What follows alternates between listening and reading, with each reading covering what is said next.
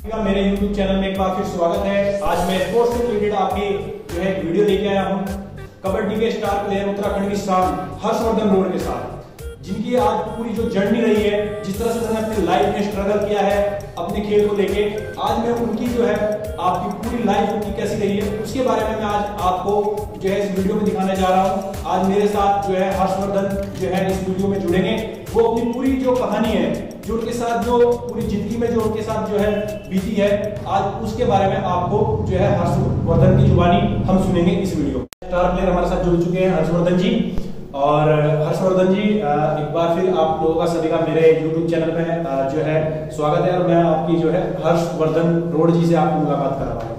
तो हर्षवर्धन, आप जब स्टार्टिंग में आपने अपनी जो गेम है वो किस तरह से आपने स्टार्ट किया है, किस तरह से आपकी जो है शिक्षा रही है, कहाँ आपने ग्रहण की है, कौन से गांव में है, प्लीज वो आप मेरे जितने भी जो मेरे YouTube के जो फ्रेंड है आप उनको जो है ये सब चीज़ बताइए। मैं गाँव बारापुर से बिलोंग करता हूँ।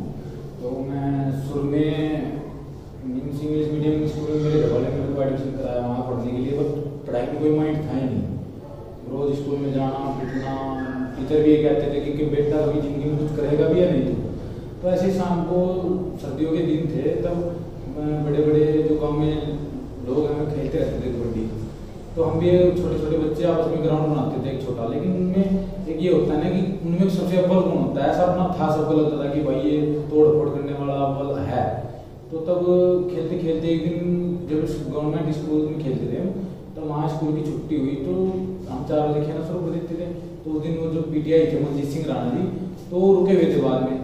तो उन्होंने देखा वहाँ कि हाँ इसमें उन्हें लगा ऐसा, उन्होंने कहा मेरे को कहाँ कहाँ पे स्टडी कर रहा अभी। मैंने कहा मैं 7th क्लास में हूँ, यहाँ देवभूमि स्कूल में स्टडी कर रहा हूँ। तो उन्होंने कहा कि बेटा तू वहाँ से एडमिशन हटा और यहाँ गांव में आ जा, एडमिशन ले और मैं तेरे को सपोर्ट करूँगा, मेरे को लगता है कि तू नेशनल खेलेगा कबड्डी में यहाँ से। तो उस करके फिर मैंने घर वालों को कहा कि मेरा एडमिशन हटा दो वहाँ से। किसी ने मानी नहीं कि गेम क्या करेगा, इससे अच्छा तो पढ़ी लेगा, क्योंकि हमारे यहाँ गेम का थोड़ा लेवल कम था, कबड्डी का कोई होती नहीं था यहाँ पे। तो फिर मैंने चुपचाप घर को बिना बताए अपने 8th क्लास पार करके वहाँ चुपचाप TC कटवा ली मैंने वहाँ से और यहाँ एडमिशन ले लिया। मेरे घर में पता लगा, मेरे खूब पिटाई हुई, मतलब बताया अपने घर में खुद ही ऐसे डिसीजन लेने लगा तो इतना बड़ा हो गया। तो उसके बाद 2-3 दिन गर्म रहा, माहौल फिर शांत हो गया। उसके बाद फिर मैं यहाँ खेलने लगा। तो दिन में जब मैंने यहाँ एडमिशन लिया, दिन में हमारे मनजीत सिंह राणा जी ने सबसे शुरू मेरे को गाइड किया, जो गुरु जी है मेरे, तो दिन में हम खिलाते थे। तो फिर उन्होंने सपोर्ट किया। मैं अंडर 14 में सब जूनियर नेशनल खेल गया कर्नाटक में। वहाँ से थोड़ा थोड़ा मेरे को ज्ञान होता चला गया लाइफ में, किस तरीके से खेलना, किस तरीके से दूसरों को देख देख के। तो वहाँ चलता रहा 17 में नेशनल खेल गया, फिर मैं अंडर 17 में, तो फिर अंडर 19 में खेल गया। फिर यहाँ से मैं कुछ दिन बाद फिर मेरे संबंध हो गए मनजीत चिल्लर जी से। फिर उन्होंने मेरे को सपोर्ट किया। मेरे को पता लगा कि ये मेरा, उन्होंने कहा कि भाई तेरे को लाइफ में किसी भी तरीके की अगर जरूरत हो, मैं तेरे लिए 24 घंटे खड़ा, रात को किसी भी टाइम मेरे पास फोन कर सकता है। ये मत सोचे कि मैं बड़े लेवल का प्लेयर हुआ कुछ भी ऐसा होगा, ऐसा कुछ नहीं होना कहता। तो फिर मेरे को पता लगा कि मेरे को जरा सा हॉस्टल में जाना है जहाँ अच्छी प्रैक्टिस होती थी। उस टाइम तो सबसे अच्छी नहीं होती थी। तो मुझे पता लगा कि थोड़ा बहुत उनकी भाई international Asian game gold medalist player से थोड़ी बात रखी जाएगी तो थोड़ा अपना भी गेम होगा, थोड़ा सपोर्ट रहेगा। तो मैंने बात की, उन्होंने कहा ठीक है हर्ष को भी ट्रायल अच्छी देना, बाकी काम मैं करता हूँ। तो ऐसे करके मैं वहाँ गया था। फिर मेरा मनजीत चिल्लर जी ने गुजरात से हॉस्टल सेलेक्शन किया। मनजीत चिल्लर जी हैं, बहुत ही अच्छे व्यक्ति हैं। मेरी खास मुलाकात तो नहीं है, पर जितना भी मैंने कबड्डी के जितने भी प्लेयर हैं, स्टार प्लेयर हैं जो बनाए हैं, उन्होंने उनका काफी योगदान रहा है उसमें। तो मनजीत चिल्लर जो है बहुत अच्छे कबड्डी के प्लेयर हैं और उन्होंने आपको भी एक मार्गदर्शन, एक प्लेटफॉर्म दिया है। तो आपको कैसा फील होता है मनजीत चिल्लर के बारे में? मीन्स लाइफ में मैं उनको इतना बड़ा गुरु मानता हूँ। जो मेरे डॉक्यूमेंट्स फाइल है उसमें सबसे पहला फोटो ही मनजीत चिल्लर जी का है, जो लिखा है। तो मनजीत चिल्लर खुद कहते थे हर मैं एक ऐसा आदमी हूँ कि मैं कभी ये, मैंने कहा आप मेरे से परेशान तो नहीं हो रहे या आपको ऐसा लग रहा है कि मैं अपने काम करा रहा हूँ। मनजीत चिल्लर जी कहते थे कि मैं खुशी इसी चीज में होगी भाई मेरी तरफ से किसी का काम है। तो मैं जहाँ तक चांस है इस कबड्डी की दुनिया में, तब प्रो स्टार नहीं होगी उस टाइम तक सबसे ज्यादा सपोर्ट किया था किसी ने, तो मनजीत चिल्लर जी थे। जो इंडिया में एक युवा को अगर उसने कॉल की कि मेरे को ऐसी जरूरत है, मेरे को ऐसे सिलेक्ट होना है, थोड़ा अप्रोच कर दो, तो मनजीत चिल्लर जी ने अगर उनके हाथ में था तो ये बोल दिया कि हाँ। और उनकी बात ऐसे अगर उन्होंने हाँ कर दी तो हाँ ही। तो आप कहीं ना कहीं इनको अपना आइडियल भी मानते हो? बिल्कुल बिल्कुल। आप गुजरात साई में भी रहे हैं, आपने प्रैक्टिस भी की है और उसके बाद आप जो है नेशनल भी खेले हो और मेरे सुनने में ये भी आया था 2015 में आपका इंडिया कैंप भी हुआ था। तो कैसी आपकी गुजरात साई में प्रैक्टिस रही है? जब मैं 2013 में गुजरात साई में सिलेक्ट हुआ था तो प्रैक्टिस उस टाइम मतलब इंडिया में सबसे बेस्ट प्रैक्टिस ही गुजरात साई के अंदर होती थी। जयवीर शर्मा कोच हमारे घर आते थे, हमारे जो सीनियर थे उस टाइम राहुल चौधरी, रोहित चौधरी और रवि कुमार, मीन्स हमारा जो सीनियर थे ना टोटल प्लेयर आज स्टार है मतलब पीकेएल में, जो ये था कि मतलब उस टाइम की इससे अच्छा कोई है ही नहीं। बिल्कुल बिल्कुल। वो सारे तो फिर वहाँ से 2014 के लास्ट में जब केरल में नेशनल हुआ जूनियर का तो मीन्स परफॉर्मेंस बहुत अच्छी रही, बहुत ज़्यादा, जितनी मैंने सोची थी इससे ज़्यादा अच्छी रही। तो 2015 के शुरू में मेरे इंडिया कैंप का लेटर आ गया। तो लेटर आया मेरे पास, सेक्रेटरी जी का फोन आया महेश जोशी जी का, उन्होंने कहा हर्ष बेटा तेरा ऐसे इंडिया कैंप के लिए सिलेक्ट हुए हो और आपको 3 तारीख को कैंप में जाना है भोपाल साई में। तो फिर मैं वहाँ से भोपाल साई में गया, जो कि पूरे इंडिया से 34 लड़के सिलेक्ट हुए थे इंडिया कैंप में। तभी सुनने में आया था कि जूनियर एशियन गेम भी है, ईरान में चैंपियनशिप भी है। तो पहला कैंप लगा था जो 14 दिन का था, तो उसमें चलता परफॉर्मेंस चलती रही। तो वहाँ से कैंप खत्म होने के बाद घर भेज दिए गए। तो अगले 1.5 महीने बाद दोबारा कैंप लगा, उसमें 34 में से 20 या 21 या 22 लड़के बुलाए गए, उसमें मेरा सिलेक्शन हो गया। तो फिर चलती रही, 1 महीने का कैंप था, पूरी अच्छी फाइट हुई, सब परफॉर्मेंस दिखा रहे थे। तो मीन्स ये था कि लगभग ये हो गया था कि आखिरी की जो 15 रखे गए थे उनमें सिलेक्शन था। तो चैंपियनशिप ये थी कि भाई होगी 100% अंडर 19 एशियन गेम होगा ईरान में। तो किसी कारण पता नहीं क्या हुआ, 8-9 दिन थे, 10 दिन थे शायद चैंपियनशिप होने के, तब वो डेट ही कैंसिल हुई। तो कैंप ये बोल दिया गया कि तीसरा कैंप लगेगा, आप घर पे जाइए प्रैक्टिस कीजिए, अपनी फिटनेस रखिए बिल्कुल।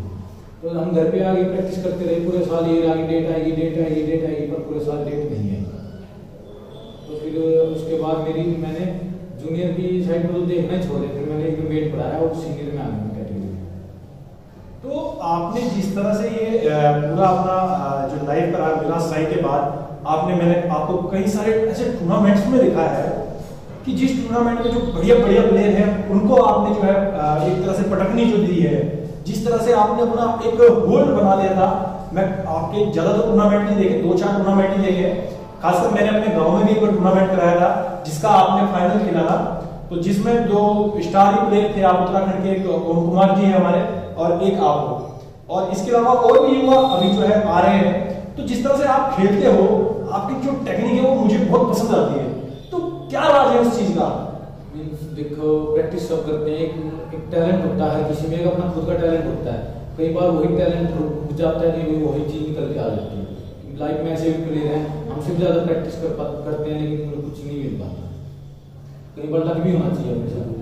तो आपको इन बीच में काफी सारी इंजरियां भी आई है, मैंने खुद देख लिया आपकी इंजरियां।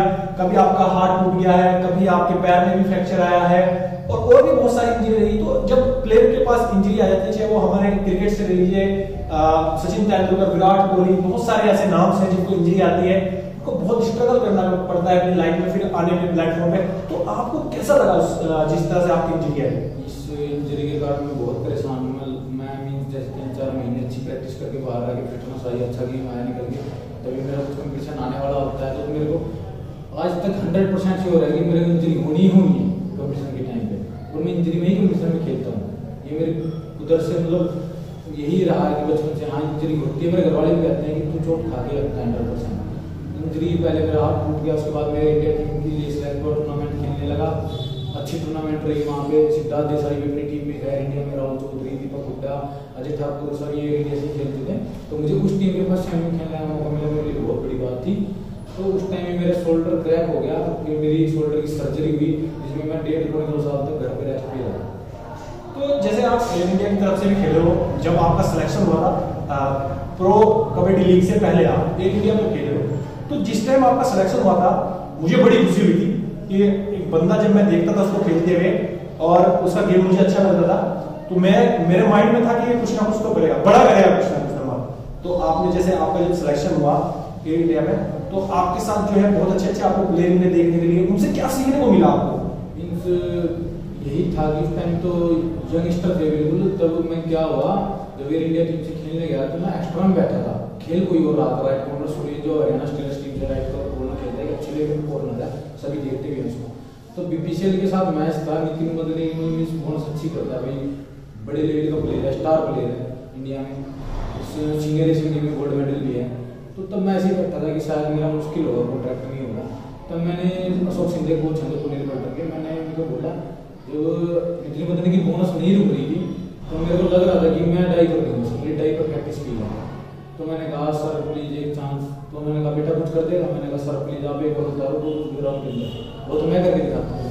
तो उन्होंने भरोसा किया, मैंने उतारा और उस पूरे मैच के अंदर मैं एक बार भी आउट नहीं हुआ, पूरा मैच इनसाइड खेला, तो टीम जीत गई। तो फिर बाहर आने के बाद सिंधे कोच ने कहा कि भाई ये बंदा मेरे को पसंद आया, कि खुद बोल कर इसने, एक यंगस्टर ने खुद बोल कर इस लेवल पे आया कि सर मेरे को खिलाइए, मैं ये काम करके दिखाऊंगा। सामने हर्षवर्धन रोड की माताजी है श्री मंजू देवी जी, जो कि इनके 3 बच्चे हैं और हर्ष के जो है फादर भी नहीं थे।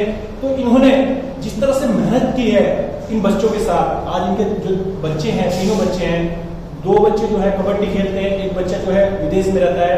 तो इनकी माता का बहुत ज्यादा सहयोग रहा है, जिस तरह से उन्होंने दिन रात अपने बच्चों के लिए की है, वो एक मैं कहता हूँ कि शायद फादर भी ना होते, उसके अलावा जो उन्होंने मेहनत की है शायद वो पापा भी ना कर पाते, जो इन मैडम ने की है। बचपन में ही गुजर गए थे, पापा को कोई घर में देखभाल नहीं था, चाली थे, और हर्ष तो जितना 2 साल का भी हुआ था। इनके साथ मैंने बहुत कुछ किया, बहुत ही कठिनाई से बैठा, कुछ बच्चे बन जा, कुछ बच्चे बन जा, बच्चे पढ़ लो, अब नहीं मम्मी हम खेलने की रुचि पे चलेंगे। इस वजह से भी मैंने बहुत वो कराया, चलो भाई जो बच्चों की रुचि है वही काम करो। बहुत जितना मेरे को सहयोग दिया गया, मैंने इतना सहयोग दिया इनको, जितनी मेहनत करी मैंने बहुत कुछ मेहनत करी। और क्या नाम सब क्या आने गए, अब नहीं खेल रहा है, ये कुछ नहीं होने का, कुछ नहीं होने का। मैंने गया कोई नहीं है, इनके फादर नहीं है तो इनकी माँ है, जितना मेरे से काम होगा इतना मैं इनके बताऊंगी। तो माता जी कहीं ना कहीं जब वैसे तो 2-3 भाई हैं, तो हर्षवर्धन जैसे सबसे छोटा है, तो जब ये बचपन में था पूरा नोटी होगा। हाँ जी, तो पूरी शरारत करता था, आप तो पूरा डांटते हुए इसको बहुत ज्यादा शरारत करता था। ये भी था ये यहाँ तक पहुंचेगा, इसलिए भी तक आ जाएगा। ये तो ये था उधर पर कूद, उधर कूद, इधर तो कूद, ये किसी को भी ये नहीं था, ये इसलिए भी पा जाएगा। तो आपको तो ऐसा लग रहा है कि हर्ष खेलने जाता होगा, आप डांटते भी होंगे हर्ष को? बहुत ज्यादा है, बहुत ज्यादा डांटती थी, बहुत ज्यादा समझाती थी, भाई मान जा। फिर भी उसी रास्ते पे चलता था। फिर पढ़ाई की इसकी रुचि नहीं थी, कब पढ़ूंगा, पढ़ाई का टाइम होता, स्कूल का टाइम होता, जब ये स्कूल में जाता टाइम पर पहले से जाता था। तो जैसे छोटा सा था तो इसकी क्या क्या शरारत थी, तो माता जी आप बता सकते हैं? इसकी शरारत तो उधर जाना, किसी के साथ लड़ाई करनी, किसी के साथ इधर जाना, घूमता फिरता बहुत, बस शरारत में बहुत काफी शरारत करता भाई। तो माता जी जब हर्ष 12 साल का कबड्डी खेलने स्टार्ट किया था जब हर्ष ने, तो आपको इसके कई सारी इंजरियां भी है, हाथ में फ्रैक्चर भी हुआ है, तो कहीं ना कहीं माता को लगता है कि नहीं मैं अपने बच्चे को आगे नहीं खिलाऊंगी, तो फिर भी आपने इतना बच्चे को सपोर्ट किया, तो क्या मैंने ये कभी नहीं सोचा बच्चे को आगे खिलाना नहीं, जो बच्चे की रुचि है वो उसको कर लो। उस बच्चे को जैसा भी किस्मत में है, इसी कर्म में चोट बहुत ज्यादा थी, एक बार में मन ऐसा होगा भाई फिर ना करे, अब नहीं मम्मी मैं खेल लूंगा, ये करूंगा, फिर मैंने पूरा सहयोग दिया, जो बच्चे आपकी रुचि है वो करो। तो काफी बार मैंने भी देखा है आपने दिन रात बच्चों के लिए एक की है।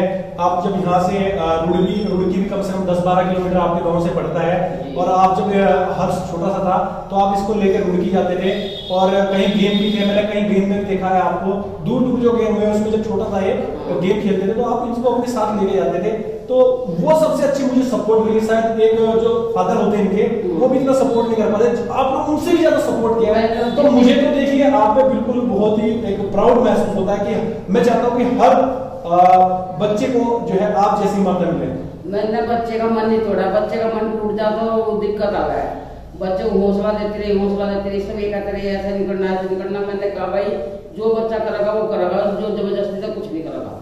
ठीक है माता जी, आपका मेरे YouTube चैनल में आपका स्वागत था और आपने बहुत ही अच्छा बताया। और माता जी नमस्कार। जैसे मैंने अभी आपकी माता जी से पूछा है, उन्होंने काफी स्ट्रगल किया है अपनी लाइफ में, तो आप क्या कहना चाहोगे?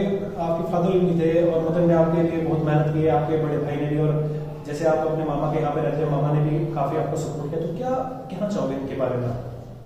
जब मैं 1.5 साल का था तब मेरे पापा जी की डेथ हो गई थी, उसमें अपने पापा जी को देख भी नहीं पाया कि मेरे पापा जी कैसे थे। तो उसके बाद फिर मामा जी ने बहुत ज़्यादा सपोर्ट किया और सबसे बड़ा योगदान तो मेरी जिंदगी मेरी माता जी का है, जिन्होंने बिना पापा जी की मेरी बात मानी और उन्होंने इतना सपोर्ट किया कि शायद कोई पापा जी भी नहीं कर सकता लाइफ में। और उसके बाद मेरा जो बड़ा भाई है जो यूरोप रहता है साइप्रस में, उसने मेरे को ये बोला था कि हर्ष तू खेल, मैं भी जीता हूँ, तेरे को किसी भी तरीके की सपोर्ट होना मैं जब से मेरा भाई साइप्रस गया उस दिन से मैं बिल्कुल फ्री। तो जैसे मैंने आपके सारे भाइयों से मेरा इंट्रोडक्शन है, माता से भी इंट्रोडक्शन है, मामा जी से भी इंट्रोडक्शन है, तो जिस तरह से आपको सपोर्ट करते हैं, खुद आपके भाई जो यूरोप थे पहले वो भी आपके साथ कबड्डी खेलते थे और आपके जो आपसे बड़े भाई हैं वो भी कबड्डी खेलते हैं। तो जब मैंने आपको तीनों भाई को कबड्डी टीम में खेलते हुए देखा है तो शायद ही ऐसा कोई मैच रहा है जो आप ना जीते हो। तो मुझे कहीं ना कहीं ऐसी नजर आती थी कि जैसे भारतीय क्रिकेट टीम में यूसुफ पठान और इरफान पठान भाई भाई खेलते हैं, तो मुझे एक ऐसा लगता था कि एक कबड्डी में भी शायद लंबे टाइम में देखने को मिल सकता है। तो ऐसे टूर्नामेंट में काफी आपके भाई खेले, तो आपको कैसा लगता था जब आपके तीन भाई खेलते थे? आपको गुस्सा भी आता था, बड़ा भाई आपको डांटते भी थे, आप भी कभी गुस्से में डांट देते थे, तो कैसा लगता था उस टाइम खेलते हुए? वो एक गेम है, गेम के अंदर ऐसा होता है कि भाई उसमें जैसे गलती की तो मैंने उसको बोल दिया, कई बार माहौल गर्म हो जाता है, उसमें मैंने गलती की तो मेरे को बोलते, क्योंकि मैच टाइट सिचुएशन पे चलता है, जो गलती है उसको नॉर्मल बोलते ही हैं, कोई भी उसमें, चाहे भाई चाहे कोई भी। मैच में कोई भाई नहीं है किसी का, मैच में सब बराबर प्लेयर है।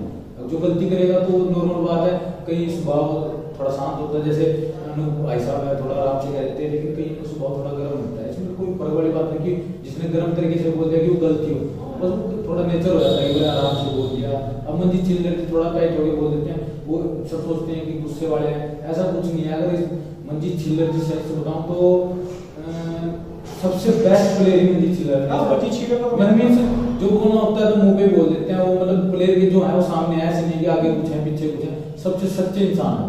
तो जैसे आपने काफी टूर्नामेंट्स खेले हैं अपने भाइयों के साथ भी, काफी अपने कास्ट के टूर्नामेंट्स खेले हैं आपने, अदर जगह भी आपने पहाड़ों पे भी काफी टूर्नामेंट्स खेले हैं, एसोसिएशन में भी आपके भाई खेले हैं।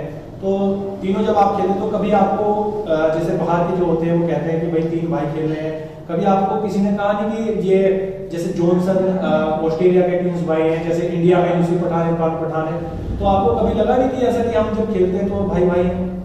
हाँ ये तो रहता है, पर प्रॉब्लम ये रहती है सब जो भी दोनों भाई हमने एक ही साइड पे खेलते हैं राइट कॉर्नर, तो पंगा ये रहता है कि मींस सेलेक्ट होगा तो एक ही होगा शायद यहाँ तक, क्योंकि दूसरा बंदा पुलिस में भी है राइट कॉर्नर, उनकी आर्मी टीम की यहाँ सच में भी राइट कॉर्नर है, अदर और भी हैं, तो दोनों भाई एक साइड पे हो गए, भी बहुत बड़ी प्रॉब्लम है। जैसे आप तीनों भाई खेलते थे, आपने ये ज्यादा मेहनत की है, बड़े भाई पे शायद ज्यादा भार था, वो कबड्डी में अपना करियर नहीं बना पाए, तो शायद आप ही मुझे बता सकते हैं कि उन्होंने कबड्डी क्यों छोड़ी खेलना? मीन्स कबड्डी गाँव में खेलते हैं इस तरीके से वो खेलते थे, ऐसा वो नहीं था कि हाँ भाई जीना मरना सब कुछ काम कबड्डी, ऐसा कुछ नहीं था। वो स्टडी अच्छी थी बहुत अच्छी, तो इस करके उन्होंने टेस्ट किया तो वहाँ से उनका ऑफर आया कि भाई यहाँ कोचिंग एडमिशन होगा आपका, तो वो वहाँ यूरोप साइप्रस पे चले गए। कहीं ना कहीं उनके पास उनके ऊपर जो है पूरे घर की जिम्मेदारी भी एक तरह से देखा जाए तो, क्योंकि आपका जो जितना भी जो प्रो कबड्डी में रहा है उनका भी काफी सहयोग रहा है, जैसे माता का तो था ही, पर घर के जैसे बड़ा होता है मुखिया होता है तो उनका काफी सहयोग रहा है आपके इसमें। तो आप अपने भैया को क्या कहना चाहोगे इस पे? जैसे पापा के बाद तो भाई सब कुछ था, मामा जी भी थे जिन्होंने आखिर तक आगे भाई बेटा कभी दिक्कत हो किसी भी तरीके की आप मेरे बेटे के बराबर हो, कभी दिक्कत होने भी नहीं दी मेरे मामा जी ने। लेकिन एक भाई ऐसे ही होता है जैसे अपना खुद के साथ होता है। ठीक जी, आपको जो आपकी हॉबीज है, आपको क्या चीज पसंद है? पहले तो आप मुझे ये बताइए। मेरे को दाल मखनी बहुत ज़्यादा पसंद है, दाल मखनी रसमलाई ये चीज़ बहुत ज़्यादा पसंद है। और आपको किस किन चीज़ों का शौक है? जैसे लैंड रोवर गाड़ी है डिस्कवरी, उसका बहुत शौक। और आपको इसके अलावा जैसे आप टीवी में और क्रिकेट्स हो गए, हॉकी होगी, इन चीज़ों में आपको क्या पसंद है? क्रिकेट में मैं सबसे ज़्यादा क्रिकेट देखता हूँ, क्रिकेट में मेरे को विराट कोहली में बहुत बड़ा फैन हूँ, बहुत बड़ा। और फिल्म इंडस्ट्री में अक्षय कुमार, क्योंकि एक सबसे बड़ा रीजन अक्षय कुमार का ये भी है कि वो हमारे देश की इंडियन आर्मी को बहुत ज़्यादा सपोर्ट करता है। और इसके अलावा आपको और क्या क्या शौक है? यही बस वॉलीबॉल खेल लिए, इधर उधर मूवीज देख ली दोस्तों के साथ, बस तो दोस्तों के साथ जो है टाइम बिताना आपको बहुत अच्छा लगता है? ज़्यादा। और जैसे आप ये तो आपकी जो चीज़ें हो गई, इसके अलावा भी आपको मैंने काफ़ी बार देखा है आपको रनिंग का भी काफ़ी शौक है। हाँ हाँ, रनिंग फिटनेस तो रखनी पड़ती है कोई भी प्लेयर्स हो। और स्विमिंग वगैरह भी आप करते हो? स्विमिंग इतनी नहीं पसंद।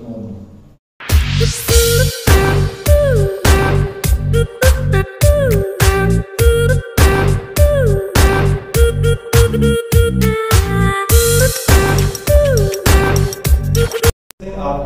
प्रो कबड्डी में सिलेक्शन हुआ तो क्या आपकी प्लानिंग रही? प्रो कबड्डी में सिलेक्शन जब मैं सर्जरी से दोबारा फिट हुआ 1.5 साल के बाद, तो मार्शल स्पोर्ट्स जो मतलब प्रो कबड्डी ने नया रूल लाया है यंगस्टर के लिए, तो 18 से 22 साल के लड़के में ट्रायल लेते हैं। अगर मीन्स बिना नेशनल खेल लिए, अगर उनके अंदर टैलेंट है, जैसे नीतीश कुमार, नवीन, ये सब NYP कैंप मतलब न्यू ईयर प्लेयर नाम है इसका, तो ये उसी कैंप से आए जब मार्शल स्पोर्ट्स ने लागू किया था। आपके सामने ये रिजल्ट है कि भाई उनका क्या रिजल्ट है यंगस्टर का, दोनों इंडियन फिलहाल स्टार है दोनों। तो वो निकल गया था क्योंकि तब तक मैं पूरा फिट नहीं हुआ था, उसकी ट्रायल फरवरी में मार्च में थी, तब तक मैं पूरा फिट नहीं हुआ। उसके बाद मैं प्रैक्टिस के लिए गुड़शान गाँव चला गया, तब वहाँ प्रैक्टिस करता रहा। तो साल के लास्ट में जब नेशनल आया तो मेरी ट्रायल हुई सीनियर नेशनल की उत्तराखंड में हरिद्वार डिस्ट्रिक्ट में। तो ट्रायल में सब आए थे, जैसे उत्तराखंड पुलिस हो गया, पूरा उत्तराखंड। तो ट्रायल अच्छी, काफ़ी अच्छी ट्रायल है, बहुत ज़्यादा अच्छी। तो मीन्स हमारे जो सेक्रेटरी है ना महेश जोशी जी, उत्तराखंड में मतलब जो अच्छा खेलता है ना, आज तक ऐसा हुआ नहीं कि वो अच्छा खेला और जोशी जी ने उनका सिलेक्शन नाम दिया है। जो उत्तराखंड में अच्छा है वो लाइटली आगे है, उसमें कोई शक नहीं है। हमारे सेक्रेटरी बहुत ज़्यादा अच्छा है, बहुत ज़्यादा, आप मतलब एक सज्जन इंसान है। तो वहाँ मेरा सिलेक्शन हो गया हमारा सीनियर नेशनल के लिए। सीनियर नेशनल था महाराष्ट्र के रायगढ़ में। तो हमारी टीम के कोच थे श्री रुपेंद्र मलिक जी, जो युवा के कोच भी थे। तो फिर वहाँ सीनियर नेशनल में हमारी टीम क्वार्टर फाइनल में सर्विसेज से हारी, 2 पार्ट में रही, मैच अच्छा हुआ। तब थोड़ा मलिक सर को, रुपेंद्र मलिक सर को लगा कि हाँ भाई बच्चा नया है, थोड़ा मौका देना चाहिए, कुछ करेगा ये। तो उन्होंने भरोसा किया, मेरी बात तो उन्होंने लगी, उन्होंने मेरे को कहा कि रसूल सर को सपोर्ट करूँगा, जो बहुत ज़्यादा अच्छे इंसान है। तो जब दोबारा युवा के कोच फिर सिलेक्ट हुए, संजीव बालियान जी हुए, उनकी भी नज़र में था मैं थोड़ा, उन्होंने मेरे को मतलब सहायता करी बहुत ज़्यादा। तो ट्रायल हुई जब गाजियाबाद युवा की, जैसे यंगस्टर के लिए ट्रायल कराते हैं कि भाई नए लड़के कैसे लेंगे, उनको देखना भी चाहिए। तो वहाँ ट्रायल में मेरे को दोनों कोच ने थोड़ा नज़र में था, उनकी सपोर्ट भी किया और मेरी ट्रायल भी बहुत अच्छी रही। तो कोच भी खुश हुए कि भाई तूने जिस जैसा हमने तेरे पे भरोसा किया था, तूने कुछ करके भी दिखाया। तो फिर मेरा कोच साहब ने कहा कि, मैंने कहा सर हो सकता है मेरा, कहते बेटा अगर मौका लगा तो तेरा सिलेक्शन करेंगे जहाँ तक चांस है। तो कहा किसी को कुछ कहने की जरूरत नहीं है, और ना कोई पैसे वैसे का सिस्टम है, जो है वो रियली है, जो मिलेगा वो सब कुछ तेरा ही है। और मैं इस बात को सोचता रहा कि आज के टाइम में ऐसे कोच मिल जाए तो बहुत बड़ी बात है, जो बिन मतलब एक यंगस्टर से बिना पैसे लिए या किसी से भी काम करते इंडिया में ऐसे कोच हैं आज भी, बहुत अच्छी बात है उन्होंने। और मेरे को कहा कि आखिर तक यही था कि शायद कि करेंगे जहाँ तक भी होगा।